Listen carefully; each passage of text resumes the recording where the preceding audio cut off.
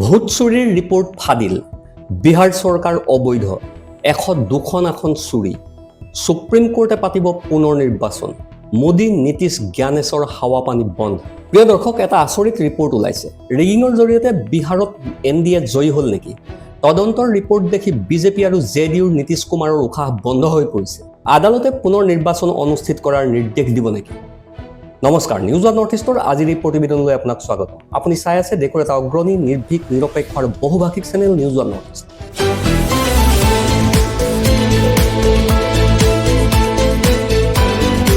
যদি আপুনি এতিয়াও আমাৰ এই ভিডিঅ'সমূহ চোৱা নাই, লাইক কৰা নাই, ছাবস্ক্ৰাইব কৰা নাই, তেন্তে সোনকালে কৰক। কাৰণ এই চেনেলটো গদি মিডিয়া নহয়, যাক ক্ষমতাৰ জোৰেৰে সঁচা কথা কোৱাৰ ক্ষেত্ৰত দমন কৰিব পাৰিব। নিউজ ওৱান নৰ্থ ইষ্টৰ মাধ্যমেৰে আমি কেৱল বাতৰি সম্প্ৰচাৰ কৰাই নহয়, ইয়াৰ আঁৰৰ প্ৰকৃত সত্যও আপোনাৰ সন্মুখত তুলি ধৰিবলৈ চেষ্টা কৰোঁ। যিবিলাক বাতৰি গদি মিডিয়াই আপোনাৰ সন্মুখৰ পৰা সদায় লুকুৱাই ৰাখে। ভাৰতীয় জনতা পাৰ্টি আৰু নীতিশ কুমাৰৰ JDUৱে NDAৰ সৈতে মিলি বিহাৰৰ নিৰ্বাচনত অন্যায়ভাৱে জয়লাভ কৰিছিল নেকি? কংগ্ৰেছ পাৰ্টি, তেজস্বী যাদৱৰ দল RJD আৰু অন্যান্য বিৰোধী দলে উত্থাপন কৰা অভিযোগবোৰ সঁচা নেকি? সঁচাকৈয়ে বিহাৰত NDAৰ জয় নহয়, প্ৰকৃততে ইণ্ডিয়া মিত্ৰজোঁটৰহে জয় হৈছিল নেকি? কিন্তু চতুৰালি, প্ৰবঞ্চনা আৰু ভোট চুৰি কৰিহে NDA জয়ী হৈছিল নেকি? ৰিপৰ্টটোত কি কোৱা হৈছে? NDAৰ এই জয় যে প্ৰবঞ্চনা আৰু ভোট চুৰি কৰিহে হৈছিল আৰু এতিয়া আদালতে পুনৰ নিৰ্বাচনৰ নিৰ্দেশ দিব পাৰে বুলি কিয় প্ৰমাণিত হৈছে? কিয় এই কথা কোৱা হৈছে? প্ৰিয় দৰ্শক, এইবোৰ বৰ চিন্তনীয় খবৰ আৰু এতিয়া সঁচাকৈয়ে বিজেপি আৰু NDAৰ বাবে ই এক বৃহৎ চিন্তাৰ বিষয়। আপুনি দেখিলে SIR, আপুনি দেখিলে নিৰ্বাচন আয়োগে কাম কৰাৰ ধৰণ, প্ৰক্ৰিয়া। আপুনিও হয়তো দেখিছিল নিৰ্বাচন আয়োগৰ পক্ষপাতিত্ব। আপুনি দেখিছিল যে কেনেকৈ বিৰোধী দলসমূহে, বিশেষকৈ ৰাহুল গান্ধীয়ে ডিজিটেল ভোটাৰ তালিকা, CCTV ফুটেজ, ভোটৰ শতকৰা বৃদ্ধি আৰু হ্ৰাসৰ তথ্য দাবী কৰিছিল। নিৰ্বাচন আয়োগে কেনেকৈ সম্পূৰ্ণ পক্ষপাতিত্বমূলকভাৱে বাতিল কৰিছিল। কেতিয়াবা কৈছিল আমাৰ হাতত ডেটা নাই, কেতিয়াবা কৈছিল 45 দিনৰ ভিতৰত সকলো ডিলিট হৈ যায় আৰু তাৰ পাছত আনিলে SIR। নিৰ্বাচন আয়োগ আৰু বৰ্তমান শাসকীয় দলটোৱে একেলগে দাবী কৰিছিল যে SIRৰ জৰিয়তে কোনো বিশেষজ্ঞই কল্পনা কৰিবও নোৱাৰা কাম তেওঁলোকে সম্পন্ন কৰিব। কিন্তু প্ৰিয় দৰ্শক, এটা ৰিপৰ্ট ওলাইছে। ভোট ফৰ ডেমক্ৰেচি নামৰ এটা সংস্থাই 2025 চনৰ বিহাৰ বিধানসভা নিৰ্বাচনৰ ফলাফলক লৈ গুৰুতৰ অভিযোগ উত্থাপন কৰি পাৱাৰ পইণ্টৰ বিশদ প্ৰেজেণ্টেশ্যন প্ৰকাশ কৰিছে। ইয়াত দাবী কৰা হৈছে যে নিৰ্বাচনী প্ৰক্ৰিয়াত পদ্ধতিগতভাৱে হেৰাফেৰি কৰা হৈছিল আৰু জনাদেশ চুৰি কৰা হৈছিল। প্ৰতিবেদনখনৰ শিৰোনাম আছিল the Bihar verdict 2025 an audit of the stolen mandate SIR manipulation to the midnight hike, how the voter was engineered. অৰ্থাৎ 2025 চনৰ বিজয়ৰ অডিটে প্ৰকাশ কৰিলে যে কেনেকৈ SIR মেনিপুলেশ্যন আৰু অন্যান্য কৌশলৰ জৰিয়তে বিহাৰৰ নিৰ্বাচনী জনাদেশ নিশাটোৰ ভিতৰতে চুৰি হৈছিল আৰু কেনেকৈ জনসাধাৰণৰ আস্থা বজাই ৰাখিবলৈ এক ব্যৱস্থাৰ সৃষ্টি কৰা হৈছিল। প্ৰিয় দৰ্শক, এই ৰিপৰ্ট প্ৰস্তুত কৰিছে মহাৰাষ্ট্ৰৰ ভোট ফৰ ডেমক্ৰেচিয়ে, য'ত ফৰাম ফৰ ইলেক্টৰেল ইণ্টিগ্ৰিটিৰ প্ৰতিষ্ঠাপক প্ৰাক্তন IAS বিষয়া MG দেৱসায়ম। এই অডিট সংস্থাটোত থকা আন ব্যক্তিসকল হৈছে ডাক্তৰ পিয়াৰালাল গাৰ্গ, প্ৰাক্তন dean, faculty of medical science, Punjab university Chandigarh, professor Harish Karnik, computer science expert, আৰু মাধৱ দেশপাণ্ডে, কম্পিউটাৰ ছায়েন্স এক্সপাৰ্টৰ দৰে বিশেষজ্ঞসকল। ৰিপৰ্টটোত নিৰ্বাচনৰ পূৰ্বে, নিৰ্বাচনৰ সময়ত আৰু নিৰ্বাচনৰ পাছত হোৱা কথিত অনিয়মৰ অডিট উপস্থাপন কৰা হৈছে। প্ৰিয় দৰ্শক, SIRক লৈও NDAই ভোট চুৰি কৰা বুলি ধৰা পৰিছে। এই ৰিপৰ্টটোৱে স্পষ্টভাৱে দেখুৱাইছে যে ভাৰতীয় জনতা পাৰ্টিৰ কেন্দ্ৰীয় চৰকাৰ, বিজেপিৰ কেন্দ্ৰীয় নেতৃত্ব আৰু নিৰ্বাচন আয়োগে কেনেকৈ সম্পূৰ্ণ বেআইনীভাৱে বিহাৰৰ নিৰ্বাচনত জঁপিয়াই পৰিছিল আৰু পৰৱৰ্তী সময়ত নিৰ্বাচন আয়োগে কেনেকৈ নিৰ্বাচনী প্ৰক্ৰিয়াত খেলিমেলিৰ সৃষ্টি কৰি মেণ্ডেট চুৰি কৰি SIRৰ ভিত্তিত NDAৰ হাতত নিৰ্বাচনত বিজয়ৰ ফলাফল অৰ্পণ কৰিছিল। এতিয়া পোহৰলৈ আহিছে বিহাৰত নিৰ্বাচন আয়োগে SIRৰ নামত কৰা এই সকলো ধৰণৰ প্ৰবঞ্চনা। 2025 চনৰ 24 জুনত যেতিয়া SIR অধিসূচনা জাৰি কৰা হৈছিল, তেতিয়া নিৰ্বাচনলৈ মাত্ৰ কেইটামান মাহহে বাকী আছিল। কিন্তু বিহাৰৰ ভোটাৰ তালিকাখন 2003 চনৰ পৰা অবিৰতভাৱে সংশোধন হৈ আছিল। কোনো অভিযোগ বা বিতৰ্ক নাছিল। ৰিপৰ্টটোত ইয়াক অভূতপূৰ্ব আৰু সন্দেহজনক বুলি অভিহিত কৰা হৈছে। অৰ্থাৎ তদন্তৰ ৰিপৰ্টটোত উল্লেখ কৰা হৈছে যে SIR আচলতে আছিল এক বৃহৎ মাষ্টাৰ ষ্ট্ৰোক, ৰিগিঙৰ খেল, যিয়ে ভাৰতীয় জনতা পাৰ্টিৰ জয়ৰ পথ প্ৰশস্ত কৰিছিল।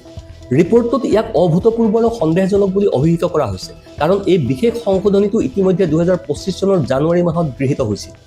এইটোৱে সংবিধানৰ 14 নং অনুচ্ছেদ, 19 নং অনুচ্ছেদ, 21 নং অনুচ্ছেদ, 325 নং অনুচ্ছেদ আৰু 326 নং অনুচ্ছেদ উলংঘা কৰা বুলি দাবী কৰা হৈছে। প্ৰিয় দৰ্শক, এই সমগ্ৰ ৰিপৰ্টটো আপোনাৰ সন্মুখত দাঙি ধৰিছোঁ, কিন্তু মই নিশ্চিতভাৱে এটা কথা ক'ব বিচাৰিম যে সমগ্ৰ দেশৰ জনতাৰ ন্যায়িক প্ৰক্ৰিয়াৰ প্ৰতি অটল বিশ্বাস আছে আৰু যিদিনা এই বিশ্বাস হেৰাই যাব, সেইদিনা দেশত গৃহযুদ্ধ সদৃশ পৰিস্থিতিৰ সৃষ্টি হ'ব। মতাদৰ্শগতভাৱে হ'লেও ডিগ্ৰী ডুবে আৰু নিশিকান্ত ডুবেৰ দৰে লোকে উচ্চতম ন্যায়ালয়ৰ মুখ্য ন্যায়াধীশক দোষাৰোপ কৰি থকা গৃহযুদ্ধৰ কথা মই কোৱা নাই, কাৰণ SIR সন্দৰ্ভত চলি থকা শুনানিৰ ওপৰত এতিয়াও উচ্চতম ন্যায়ালয়ে ৰায় দিব পৰা নাই। বিহাৰৰ দৰে এখন ডাঙৰ ৰাজ্যৰ নিৰ্বাচন শেষ হৈ গ'ল, কিন্তু অদ্যপৰিমিত উচ্চতম ন্যায়ালয়ে দিব পৰা নাই ৰায়। সেই গোচৰত উচ্চতম ন্যায়ালয়ক ৰায়দান কৰিবলৈ কোনে বাধা দিছে? অৱশ্যে সেইটো বেলেগ বিষয়। এতিয়া প্ৰিয় দৰ্শক, সংবিধানৰ 14, 19, 21, 325 আৰু 326 নং অনুচ্ছেদ উলংঘা হ'ল। SIRৰ কোনো সুনিৰ্দিষ্ট কাৰণ লিপিবদ্ধ কৰা হোৱা নাছিল। SIR কিয় চলোৱা হৈছে সেই সম্পৰ্কে কোনো অভিজ্ঞতা ভিত্তিক প্ৰমাণো ৰাজহুৱা কৰা হোৱা নাছিল। কাৰ নিৰ্দেশত SIR চলোৱা হৈছিল? ইয়াৰ প্ৰতিবেদন ক'ত? ইয়াৰ PPT ক'ত? ক'ৰ পৰা আহিল SIR কৰাৰ অৰ্ডাৰ? ইয়াৰ ইমেইল ক'ত? কোনে কাক আদেশ দিলে? আজিলৈকে কিন্তু এইবোৰ কথা প্ৰমাণ হোৱা নাই। প্ৰিয় দৰ্শক, এই ৰিপৰ্টটোত কোৱা হৈছে যে সময় আৰু পৰিসৰৰ ক্ষেত্ৰত আইনী আৰু গণতান্ত্ৰিক দুয়োটা দিশতে এই প্ৰক্ৰিয়াটো অতিশয় প্ৰশ্নবোধক। অৰ্থাৎ কেন্দ্ৰীয় চৰকাৰ আৰু নিৰ্বাচন আয়োগ অকল সন্দেহজনকেই নহয়, প্ৰশ্নবোধক। ভোটাৰ তালিকাৰ পৰা নাম বাদ পৰা সন্দৰ্ভত ৰিপৰ্টটোত ভোটাৰৰ ব্যাপক হ্ৰাসকো এটা ডাঙৰ বিষয় বুলি গণ্য কৰা হয়, কাৰণ SIRৰ পাছৰ পৰিসংখ্যা আচৰিত ধৰণৰ। মই আপোনাক কিছুমান পৰিসংখ্যা দিম। কাৰিকৰী দিশ নিশ্চয় আছে, কিন্তু ধৈৰ্যৰে শুনিব। 24 জুনৰ SIRৰ পূৰ্বে বিহাৰত 7.89 কোটি ভোটাৰ আছিল। কিমান ভোটাৰ আছিল? 7.89 কোটি। 2025 চনৰ 1 আগষ্টত যেতিয়া খচৰাখন আহিল, তেতিয়া ভোটাৰৰ সংখ্যা হ'লগৈ 7.24 লাখ। প্ৰায় 66 লাখৰ নাম আঁতৰোৱা হৈছিল। 2025 চনৰ 30 ছেপ্টেম্বৰত যেতিয়া চূড়ান্ত তালিকাখন প্ৰকাশ পালে, তেতিয়া হ'লগৈ 7.42 লাখ ভোটাৰ। ৰিপৰ্টটোত এই সিদ্ধান্ত লোৱা হৈছে যে এই বৃহৎ সংখ্যক ভোটাৰৰ নাম ভোটাৰ তালিকাৰ পৰা ডিলিট কৰাটো বৈধতাৰ সৈতে অতি অসমতাপূৰ্ণ। তদুপৰি ঘোষ ডিলিশ্যন শব্দটো পৰিসংখ্যাৰ বাহিৰত যেন লাগে। আপুনি দেখিছে 2025 চনৰ 21 জুলাইৰ পৰা 25 জুলাইৰ ভিতৰত মাত্ৰ 3 দিনৰ ভিতৰতে 21.27 লাখ ভোটাৰৰ নাম আঁতৰাই দিয়া হ'ল। 5.44 লাখ লোকক মৃত ঘোষণা কৰাৰ বিপৰীতে পূৰ্বৰ 27 দিনত মুঠ মৃত্যুৰ সংখ্যা 16.55 লাখ। 14.24 লাখক স্থায়ীভাৱে প্ৰব্ৰজন কৰা বুলি ঘোষণা কৰা হ'ল। নিশাটোৰ ভিতৰতে অনুসন্ধান কৰিব নোৱাৰা অৰ্থাৎ আনট্ৰেচেবল ভোটাৰৰ সংখ্যা বৃদ্ধি পালে 809%। কিন্তু এজনো বহিৰাজ্যৰ ভোটাৰ পোৱা নগ'ল। এইটোৱেই আছিল SIRৰ মূল উদ্দেশ্য। ভাৰতীয় জনতা পাৰ্টীয়ে কৈছিল যে তেওঁলোকে ৰোহিংগীয়া মুছলমান, বাংলাদেশী মুছলমান অনুপ্ৰৱেশকাৰীক বহিষ্কাৰ কৰিব। তেওঁলোকক ভোটাধিকাৰ দিয়া নহ'ব। আৰু এই SIR ঠিক এই কাৰণেই কৰা হৈছে। ভাৰতীয় জনতা পাৰ্টীৰ বৰ্তমানৰ এয়াই অৱস্থা। ক'ৰবাত ৰোহিংগীয়া মুছলমান বা বাংলাদেশী মুছলমানৰ এটা নামো পালে জানো? এটা নামো দেখুৱাব পাৰিবনে? মই এই প্ৰত্যাহ্বান মুকলিকৈ কৰিছোঁ, কাৰণ ৰিপৰ্টটোত লিখা আছে যে এটাও বিদেশীৰ নাম পোৱা নগ'ল। ইমানবিলাক ভোটাৰৰ নাম ডিলিট হোৱাৰ পাছতো মেইন ষ্ট্ৰীম মিডিয়াই কি কৰি আছে? এতিয়াও তেওঁলোকে অনুপ্ৰৱেশকাৰী, ৰোহিংগীয়া মুছলমান, বাংলাদেশী মুছলমানৰ কথা কয়। মুছলমানৰ প্ৰতি তেওঁলোকৰ কেনেধৰণৰ ভয় আৰু আতংক আছে নাজানো। তেওঁলোকে ভয় কৰা উচিত, কাৰণ তেওঁলোকে নিজৰ ৰাজনৈতিক প্ৰচাৰত ইন্ধন যোগাবলৈ এই মুছলমান শব্দটোৱেই ব্যৱহাৰ কৰে। মুছলমানসকলৰ এক বৃহৎ অংশই বিশ্বাস কৰে যে তেওঁলোকে সদায় মুছলমানক ভয় কৰি আহিছে। সদায় ভয় কৰা উচিত আৰু ভয় থাকিব। গতিকে দুয়োটা পৰিস্থিতি স্পষ্ট। মুছলমানৰ প্ৰতি এই ভয়ৰ কাৰণ কি, যিটো তেওঁলোকৰ হৃদয়ত ইমান দিনে গভীৰভাৱে শিপাই আছে? তেওঁলোকৰ হৃদয়ত ইমানেই গভীৰভাৱে শিপাই আছে যে তেওঁলোকে সকলো বস্তুতে মুছলমানক টানি আনে। আৰু যি ভয়ৰ বাবে SIR কৰিছিল সেইটো বিচাৰি পোৱা নগ'ল। অডিট ৰিপৰ্টত ইয়াক এলগৰিদমিক ডিলিশ্যনৰ চিন বুলি গণ্য কৰা হৈছে, ফিল্ড ভেৰিফিকেশ্যন নহয়। প্ৰিয় দৰ্শক, বাস্তৱ কথাটো হ'ল নিৰ্বাচনৰ পাছৰ তথ্যই আমাক আটাইতকৈ বেছি আচৰিত কৰি তুলিছে। এই ৰিপৰ্টটোৱে ইয়াক মিডনাইট হাইক বুলি অভিহিত কৰিছে।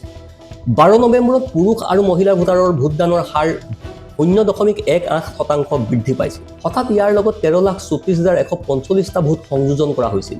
এই তথ্যৰ হেৰাফেৰিৰ খেলাখনে কমেও 20খন আসনৰ ফলাফলত প্ৰভাৱ পেলাইছিল। বিহাৰত 21খন আসনত জয়ৰ ব্যৱধান 0ৰ পৰা 15টা ভোটৰ ভিতৰতহে আছিল। কিন্তু ভিভিপেটৰ শ্লিপ পুনৰ গণনা কৰা নহ'ল। প্ৰিয় দৰ্শক, ভাবি চাওক, আইন আছে, আইন মানি চলা নহ'ল। কল্পনা কৰকচোন, 21খন আসনৰ ভিতৰত জয়ৰ ব্যৱধান আছিল 15খন আসনত মাত্ৰ 15টা ভোট। ভিভিপেটৰ শ্লিপৰ মিল নাছিল। নিৰ্বাচন আয়োগে ভোট কেন্দ্ৰৰ সংখ্যা ৭৭,৪৬২ৰ পৰা ৯০,৭৪০লৈ বৃদ্ধি কৰিলে। কিন্তু অভিযোগ উত্থাপন হৈছে যে দুৰ্গম অঞ্চলত নহয়, কৌশলগত অঞ্চলতে নিৰ্বাচন আয়োগে এই ভোট কেন্দ্ৰৰ সংখ্যা বৃদ্ধি কৰিছে। এই ৰিপৰ্টটোত 1.8 লাখ জীৱিকা দিদিক নিৰ্বাচনী স্বেচ্ছাসেৱক হিচাপে নিয়োগ কৰাক লৈ প্ৰশ্ন উত্থাপন কৰা হৈছে, কাৰণ তেওঁলোক চৰকাৰী বিত্তীয় যোজনাৰ লাভাৰ্থী ব্যক্তি। কাৰণ ইণ্ডিয়া এলায়েন্সৰ বুথসমূহত মাত্ৰ ৬৭,৪৫০ জন এজেণ্ট আছিল আৰু NDAৰ আছিল ৯১,০৯৮ জন এজেণ্ট, যাৰ ফলত নিৰীক্ষণৰ যথেষ্ট অভাৱ হৈছিল। ৰিপৰ্টটোত CCTV কেমেৰাৰ বিজুতি, ৰাজপথত ভিভিপেটৰ শ্লিপ আৱিষ্কাৰ আৰু বিশেষ ৰেলযোগে প্ৰায় ৬,০০০ ভোটাৰক হাৰিয়ানাৰ পৰা বিহাৰলৈ লৈ যোৱাকে ধৰি কেইবাটাও গুৰুতৰ অভিযোগ উত্থাপন কৰা হৈছে। ইয়াৰ দ্বাৰাই 1951 চনৰ জনপ্ৰতিনিধিত্ব আইনৰ 123/5 নং ধাৰা উলংঘা কৰা হৈছিল। নিৰ্বাচনৰ অধিসূচনা জাৰি হোৱাৰ পাছতো ভোটাৰ তালিকাত 3.34 লাখ ভোটাৰৰ নাম কেনেকৈ সংযোজন হ'লে সেই প্ৰশ্ন উত্থাপন কৰা হৈছে। প্ৰিয় দৰ্শক, এইটোৱেই হ'ল অডিট ৰিপৰ্টৰ মূল কথা। বিহাৰৰ এই নিৰ্বাচন একেবাৰে মুক্ত আৰু স্বচ্ছ নাছিল। ইয়াৰ দ্বাৰা সংবিধানৰ 14, 19 আৰু 326 নং অনুচ্ছেদ গুৰুতৰভাৱে উলংঘা কৰা হৈছিল। ভোটাৰৰ অধিকাৰ খৰ্ব কৰা হ'ল। আধাৰ কাৰ্ড অমান্য আৰু ফিল্ড ভেৰিফিকেশ্যন অবিহনে আৰু নাম এলগৰিদমিক ডিলিট কৰাটো গণতন্ত্ৰৰ বিৰুদ্ধে প্ৰচণ্ড কুঠাৰাঘাত।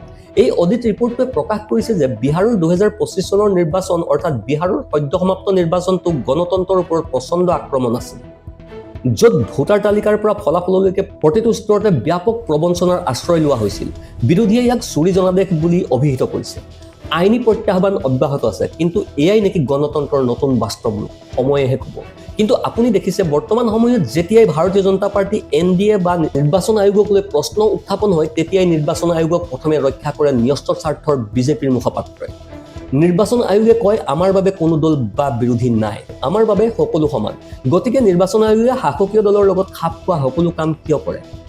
এইটো মোৰ প্ৰত্যক্ষ প্ৰশ্ন। জ্ঞানেশ কুমাৰে এই কথা বুজাই দিয়া উচিত, কিন্তু সেই জ্ঞানেশ কুমাৰৰ পৰা কি আশা কৰিব পাৰি? গতিকে প্ৰিয় দৰ্শক, সাংবিধানিক কাঠামোৰ ভিতৰত নিজকে অৱগত কৰা, প্ৰশ্ন উত্থাপন কৰা, মাত মতা, প্ৰতিবাদ কৰাটো আপোনাৰো দায়িত্ব। এইখিনিতে আপোনালৈ আমাৰ এটি বিনম্ৰ অনুৰোধ আছে। এই ভিডিঅ'টো আপুনি লাইক কৰক, আমাৰ এই নিউজ ওৱান নৰ্থ ইষ্ট চেনেলটো ছাবস্ক্ৰাইব কৰক, আৰু আপুনি ক'ৰ পৰা আমাৰ এই ভিডিঅ'টো চাই আছে কমেণ্টত জনাওক। আপোনাৰ বাবে এইটো 1 ছেকেণ্ডৰ কথা, কিন্তু আমাৰ বাবে ই আটাইতকৈ ডাঙৰ শক্তি আৰু উৎসাহ। আপোনাৰ সহযোগিতাই আমাক সত্য উদ্ঘাটনৰ ক্ষেত্ৰত বহু সাহস যোগায়। তলৰ কমেণ্ট ছেকশ্যনত আপোনাৰ মনৰ কথা শ্বেয়াৰ কৰিব, কাৰণ আপোনাৰ কণ্ঠই হৈছে আমাৰ মূল শক্তি। Bureau' report, news One North east.